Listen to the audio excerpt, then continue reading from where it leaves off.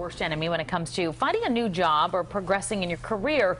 It could be fear that's actually holding you back. And here to tell us how to combat your workplace worries is career coach and executive career consultant Lori Rosenfield. Always nice to have you here. Good morning. This is a big one, I think, and I think it makes a lot of sense, especially in this economy, that you're trying to get a job, but fear could hold you back. So, we've talked about a lot with you, getting your resume together, your LinkedIn profile, but what is the biggest fear that people looking for a job actually struggle with?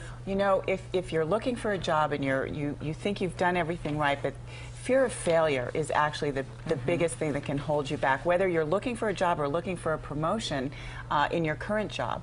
I've had that before. It literally paralyzes you, and you do nothing, actually. So what can you do to actually combat that? That fear, that paralyzing fear, whenever I talk about fear, I think of that iconic, nothing to fear but fear I itself. know. And it's true because it paralyzes you. So the first thing you really need to do is get it out in the open, admit your fear, and then list your fears. Break it down so it doesn't become this big monster, monolithic thing. And then also you want to reframe your thinking.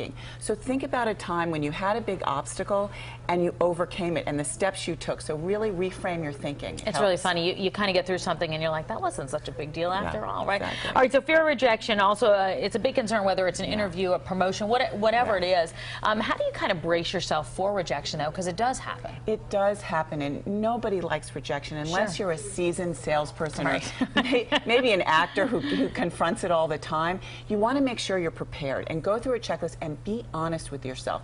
Did I nail it? Did I do my homework? If the answers to all those things are yes and you still didn't get it, sometimes there are reasons you don't get it that have nothing to do with you. So one, depersonalize it as much as you possibly can, and then make it a learning experience. Great advice, depersonalizing it especially. All right, a lot of women thinking of going back to work have a real fear of trying to maintain a good work balance, life balance, kids, husband, being there for everybody. How do you do it?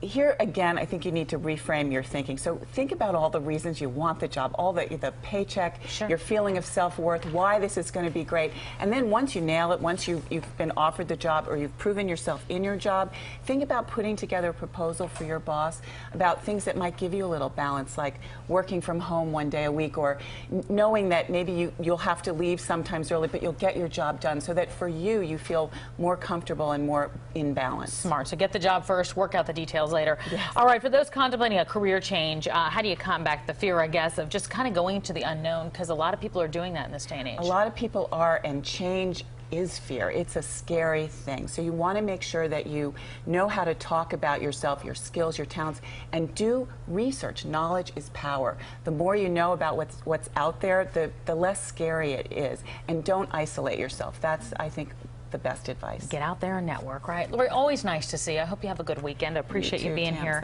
before you head out. All right. Well, if you need a resume makeover, help with interviewing, direction, finding another job, whatever it is, we want to help you. Log on to pix11.com/morningnews, where you can email us your career questions, and Lori could help you right here on the Pix 11 Morning News. Francis